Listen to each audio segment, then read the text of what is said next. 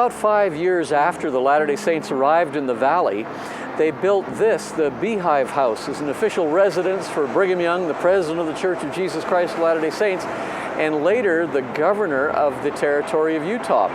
This sits actually just one block directly east of Temple Square, and we're on the southeast corner of that block.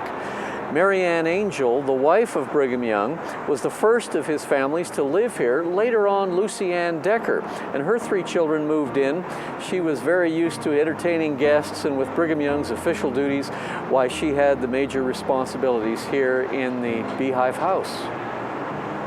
Like the activities of a beehive, this home reveals the industry and cooperation exhibited by family members and the strong work ethic espoused by Brigham Young.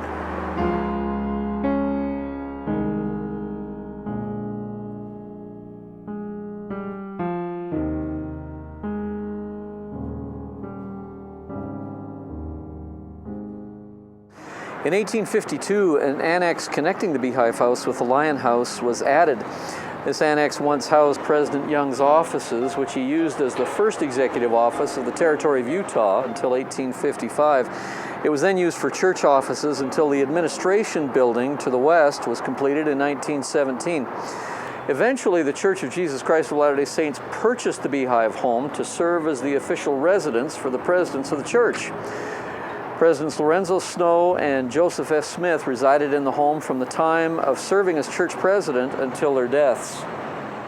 Construction began in 1853, and it was completed enough to be occupied by late in 54. The large rear addition was added by his son, John W. Young, and it was built beginning in 1889.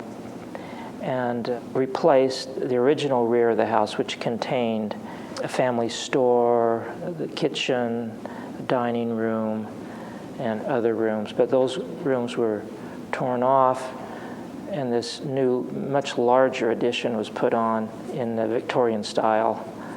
So I think it's important for people to realize that the house was considerably different when Brigham Young lived there. The Beehive House is one of the 25 most visited historic homes in America. It's also a National Historic Landmark.